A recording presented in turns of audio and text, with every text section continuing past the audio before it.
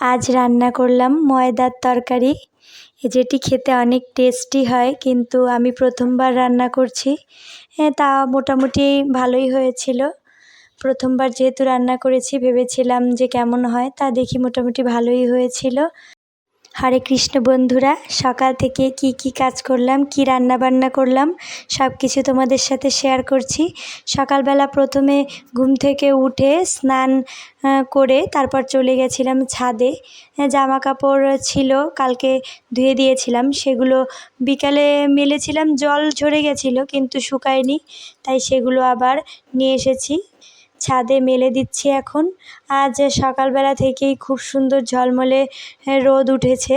অন্যদিন সকালে মেঘলা থাকে, বৃষ্টি হয়, আজ সকালবেলা খুব সুন্দর রোদ উঠেছে, তাই ছাদে জামা কাপড়গুলো মেলে দিচ্ছি।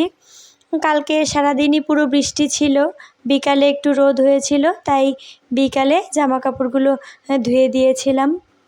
এখন জামা কাপড়গুলো মেলে তারপর তুলসী দেবীকে পুজো করে নিচ্ছি। প্রথমে জল দান করে তারপর আরতি করে নেব। তুলসী তলার মাটি একটু কপালে ছুঁয়ে নিলাম, তারপর তুলসী পুজো শেষ করে তুলসী পত্র চয়ন করে ঘরে চলে যাব, পুজো শেষ করব ঘরে গিয়ে। এখন আরতি করে নিচ্ছি ঠাকুরের। আরতি শেষ করে প্রণাম করে প্রদক্ষিণ করব। অন্যদিন ছেলের স্কুল থাকে, তাই জন্য সকাল থেকে তাড়াহুড়ো করে রান্নাবান্না, তাড়াহুড়ো করে পুজো, সব কিছুই তাড়াহুড়ো করে করতে হয়।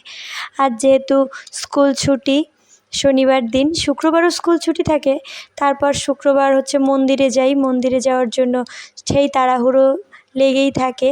কিন্তু শনিবার গীতা স্কুলও থাকে না, তাই জন্য শনিবার ধীরে ধীরেই কাজ করা যায়। আজ একটু ঘুম থেকে উঠতেও দেরি হয়ে গেছে, এখন প্রায় 7:30টার বেশি বেজে গেছে। অন্যদিন অনেক সকালেই পুজো করি, আজ দেরি হয়ে গেছে, তাই জন্য রান্না করতেও দেরি হয়ে যাচ্ছে। পুজো শেষ করে তারপর রান্নাঘরে চলে যাব। এখন তুলসী পাতা তুলে নেব। প্রথমে তুলসী পত্র চয়ন মন্ত্র বলে হাতে তালি দিয়ে তারপর তুলসী পাতা তুলে নিচ্ছি।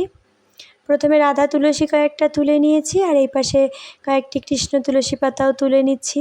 এই যে এখন তোমরা বৃন্দাদেবীকে দর্শন করো, তারপর চলে যাব ঘরে, ঠাকুর ঘরে গিয়ে পুজো শেষ করব। ঘরে চলে এসে প্রথমেই ঠাকুরের চিত্রপট নামিয়ে নিচ্ছি, যেহেতু আজকে একটু টাইম আছে, তাই জন্য ভালো করে একটু ঠাকুর ঘরটা পরিষ্কার করব। অন্যদিন সময় হয় না, তাড়াহুড়ো করে পুজো করতে হয়।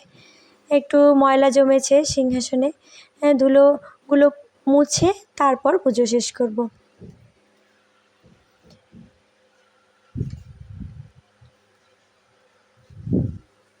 ভালো করে ভেতরটাও মুছে নিচ্ছি, একটু ধুলো জমেছে। তারপর ঠাকুরের যে কাপড়টা বিছিয়ে রেখেছিলাম ঠাকুরের সিংহাসনে, সেটাও বদলে দেব।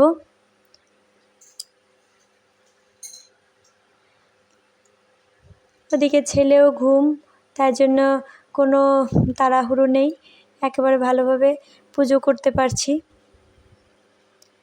ভালো করে সিংহাসনটা মুছে নিচ্ছি, মুছে তারপর ঠাকুরকে স্নান করাবো। মোছা প্রায় হয়েই গেছে।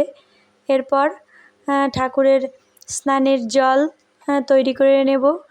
ঘি, মধু এগুলো দিয়ে একটু গঙ্গা জল মিশিয়ে স্নানের জল তৈরি করিয়ে তারপর চিত্রপট মুছে নেব, এবং তুলসী পত্রগুলো ধুয়ে নিয়ে আসবো। তুলে নিয়ে এসেছিলাম ছাদ থেকে, এখন ধুয়ে নিয়ে আসবো।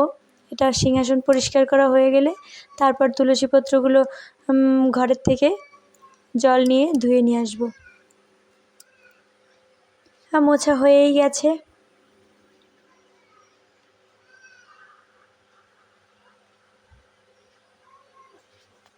এখন ঠাকুরের চাদরটা বদলে দিচ্ছি, নতুন একটা কাপড় বিছিয়ে দিলাম, তারপর ঠাকুরকে ভেতরে যথাস্থানে রেখে দিচ্ছি।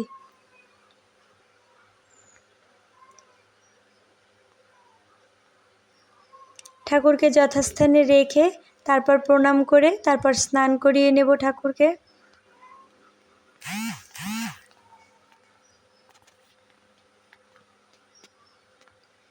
এদিকে প্রদীপ ধুয়ে নিয়ে এসেছিলাম, তা প্রদীপটাও ঠিক করে নিচ্ছি। একটু সলতে পাকিয়ে নিলাম তুলো দিয়ে, তারপর প্রদীপে জ্বালিয়ে নেব। প্রদীপটি হচ্ছে একটু তেল দিয়ে তারপর জ্বালাবো। একটু তেল দিয়ে দিচ্ছি, সরিষার তেল।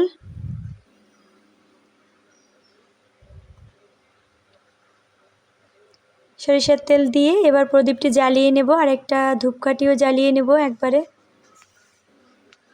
প্রদীপ আর ধূপকাঠি জ্বালিয়ে নিয়ে তারপর ঠাকুরকে স্নান করাবো।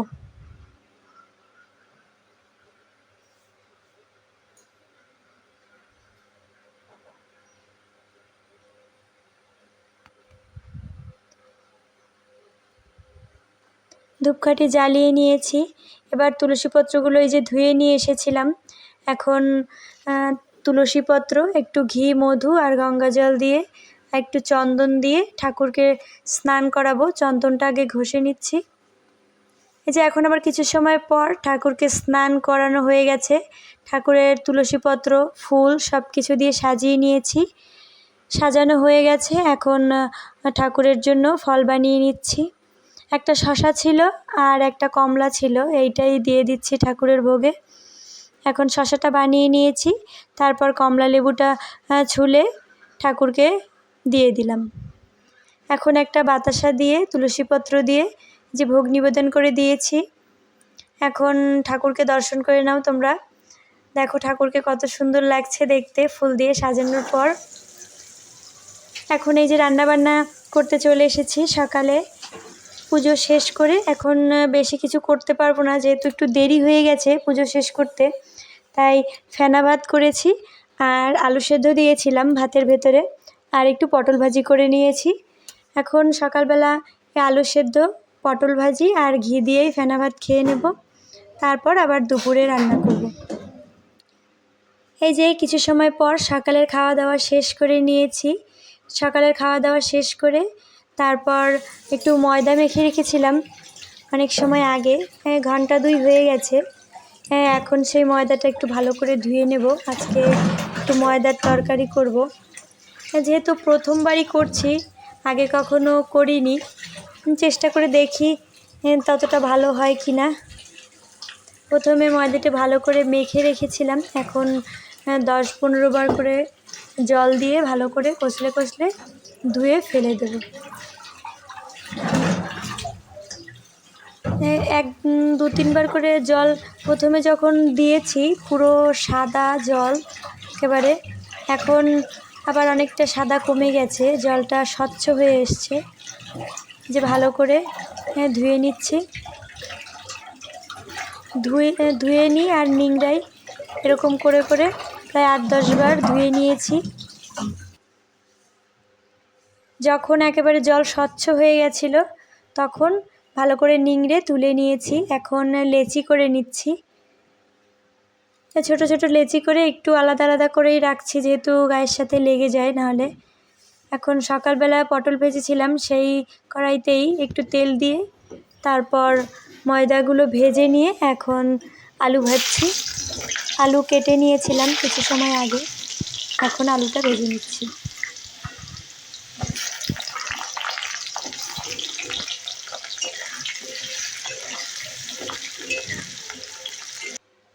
আলু ভাজা হোক এদিকে, আর মশলাটা তৈরি করে নিই। একটু জিরে, একটু ধনিয়া আর একটু আদা থেতো করে তারপর বেটে নিচ্ছি একসাথে। এদিকে বাটছি আর মাঝে মাঝে একটু নাড়া দিচ্ছি, যেহেতু নয়তো লেগে যাবে। মাঝে মাঝে একটু নাড়া দিচ্ছি আর একটু তাড়াতাড়ি করে বেটে নিচ্ছি।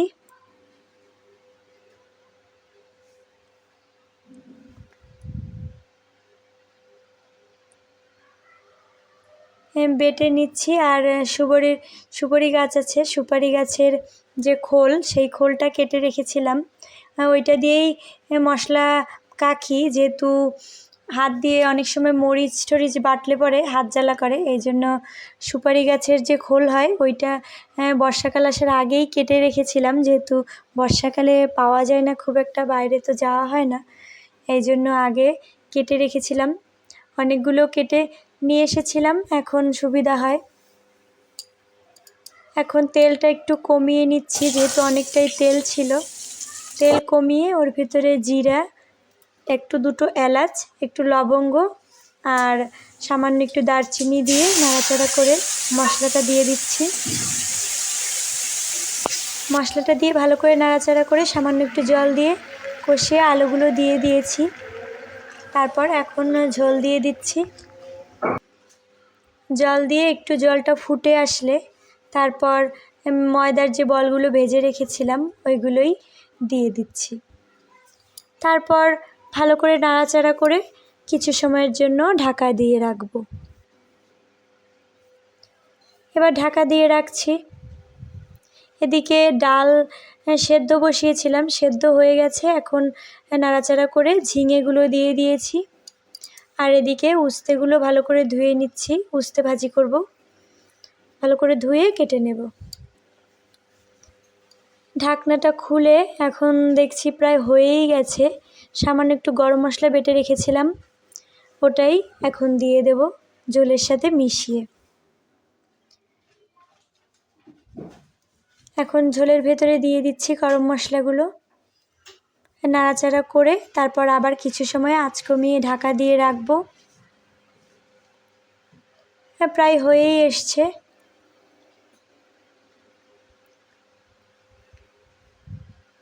ওদিকে ডালটাও প্রায় হয়ে গেছে।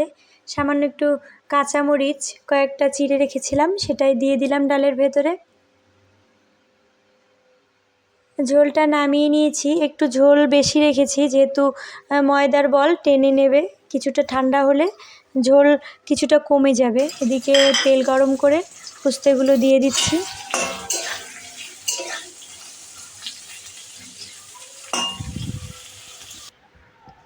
হঠাৎ করে মেঘ করেছে, সকাল থেকে ভালোই রোদ ছিল, এখন আবার হঠাৎ করে প্রচুর মেঘ করেছে। খুব হাওয়া হচ্ছে বাইরে, হয়তো বৃষ্টি হতে পারে। ডালটা তেলের উপরে দিয়ে দিয়েছি, ফোড়ন, জিরে ফোড়ন দিয়ে একটু কাঁচামরিচ দিয়ে পাতলা ডাল করে নিয়েছি। রান্নাবান্না সব শেষ। এদিকে কারেন্টও চলে গেল, অন্ধকার হয়ে গেছে পুরো ঘর। এখন থালা বাসনগুলো মেজে নেব, রান্নাঘরটা পরিষ্কার করে নেব। প্রথমে শিলটা ভালো করে ধুয়ে নামিয়ে নিয়েছি। এখন থালা বাসনগুলো মেজে নিচ্ছি। হয়তো বৃষ্টি হবে, বাইরে প্রচুর মেঘ করেছে। রান্নাঘরটা ভালো করে পরিষ্কার করে চলে যাব ঘরে। জানলাগুলো দিতে হবে, যেহেতু বৃষ্টি হলে জল চলে আসে ভেতরে। তাড়াতাড়ি করে রান্নাঘরটা পরিষ্কার করে ঘরে চলে যাব। ওদিকে অন্ধকার হয়ে গেছে ঘর, কারেন্টও নেই। এই যে আবার হঠাৎ করে কারেন্ট চলে আসলো। ভেবেছিলাম হয়তো কারেন্ট দেবে না এখন, যেহেতু প্রচুর মেঘ করেছে, মেঘ করলেই কারেন্ট চলে যায়। থালা বাসনগুলো মাজা হয়ে গেছে, এখন ধুয়ে নেব। ধুয়ে উপর করে রাখছি, জল ঝরে গেলে পরে গুছিয়ে নেব। তারপর রান্নাঘরটা মুছে ঘরে চলে যাব।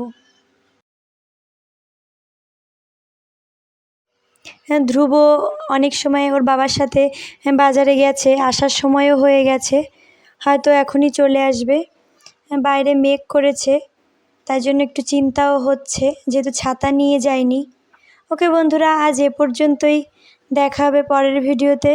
তত সময় সবাই ভালো থেকো। আর যদি ভিডিওর কোথাও একটু ভালো লেগে থাকে তাহলে অবশ্যই একটা লাইক করে চ্যানেলটির পাশে থাকার জন্য সাবস্ক্রাইব করে দিও। আজ এ পর্যন্তই। হরে কৃষ্ণ।